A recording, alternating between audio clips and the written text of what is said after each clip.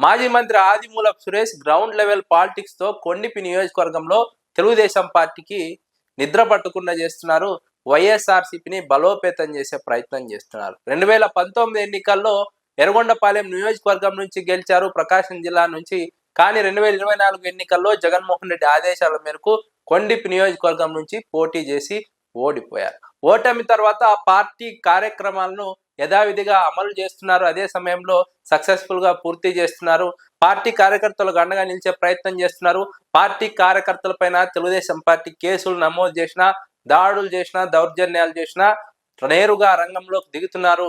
కార్యకర్తలకు అండగా నిలుస్తున్నారు. గ్రౌండ్ లెవెల్లోకి వెళ్ళి కార్యకర్తలకు అన్ని రకాల సహాయక సహకార్యాలు అందిస్తున్నారు. కేసులు ఉన్నప్పుడు న్యాయపరంగా ఆర్థికంగా సహకారం చేస్తున్నారు. దాడులు చేస్తున్నప్పుడు వారికి న్యాయపరంగా ఆర్థికంగా సహకారం అందిస్తూ కార్యకర్తలకు భరోసానిస్తున్నారు. కొండిపి నియోజకవర్గంలో ఆదిమూలపు సురేష్ వ్యవహార శైలి కారణంగా తెలుగుదేశం పార్టీకి చాలా ఇబ్బందికర పరిస్థితి ఏర్పడింది. కొండిపి నియోజకవర్గంలో గ్రౌండ్ లెవెల్ పాలిటిక్స్ చేస్తూ ఉండడం ఇక్కడ ఆదిమూలపు సురేష్ కు చాలా పాజిటివ్ అంశంగా విశ్లేషకులు అంచనా వేస్తున్నారు. ఎందుకంటే కార్యకర్తలతో నేరుగా కనెక్టివిటీ ఏర్పడుతుంది, నేరుగా సంబంధాలు ఏర్పడతాయి. ప్రతిపక్షంలో ఉన్నప్పుడు, ఇబ్బందుల్లో ఉన్నప్పుడు కార్యకర్తలకు అండగా నిలిస్తే కార్యకర్తలకు అదొక అడ్వాంటేజ్ గా మారుతుంది. కార్యకర్తల్లో నాయకుడి పట్ల నమ్మకం పెరుగుతుంది, నాయకుడికి కూడా ప్రజల్లో ఒక నమ్మకం పెరుగుతుంది. ఇదే ఆదిమూలపు సురేష్ కు కొండిపి నియోజకవర్గంలో చాలా అడ్వాంటేజ్ గా మారినట్టు విశ్లేషకులు అంచనా వేస్తున్నారు. ఆదిమూలపు సురేష్ మంత్రిగా ఉన్న సమయంలో చాలా క్రియాశీలకంగా వ్యవహరించారు.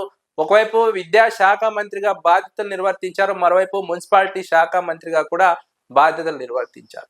విద్యాశాఖ మంత్రిగా పనిచేస్తూ వైఎస్ జగన్మోహన్ రెడ్డి ప్రభుత్వం ప్రతిష్టాత్మకంగా తీసుకున్నటువంటి విద్యా సంస్కరణలను అమలు చేయడంలో కీలక పాత్ర పోషించారు.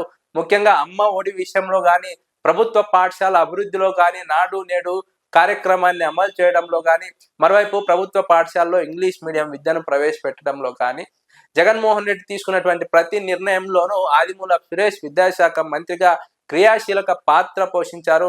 క్రియాశీలక పాత్ర పోషించి ఆ పథకాలను అమలు చేయడం ద్వారా, తద్వారా ప్రజల్లో ప్రభుత్వానికి మంచి పేరు తీసుకురావడంలో ఆదిమూలపు సురేష్ చాలా క్రియాశీలక పాత్ర పోషించారని విశ్లేషకులు అంచనా వేస్తున్నారు.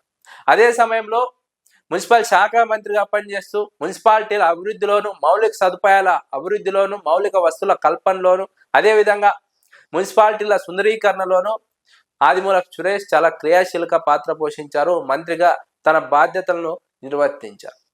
ఇలా మంత్రిగా అనేక కీలక అంశాల్లో తన పాత్రను దిగ్విజయంగా పూర్తి చేస్తూనే అధికారం కోల్పోయిన తర్వాత కూడా అదే స్థాయిలో పనిచేస్తున్నారు.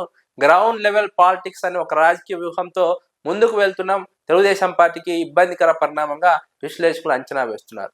2024 ఎన్నికల్లో కూడా ఎర్రగొండపాలెం నుంచి పోటీ చేసి ఉంటే ఆదిమూలపు సురేష్ ఖచ్చితంగా గెలిచి ఉండేవారని విశ్లేషకులు అంచనా వేస్తున్నారు. ఎందుకంటే 2024లో కూడా ఎర్రగొండపాలెం నుంచి వైఎస్ఆర్సీపీ అభ్యర్థి తాటిపర్తి చంద్రశేఖర్ గెలిచారు.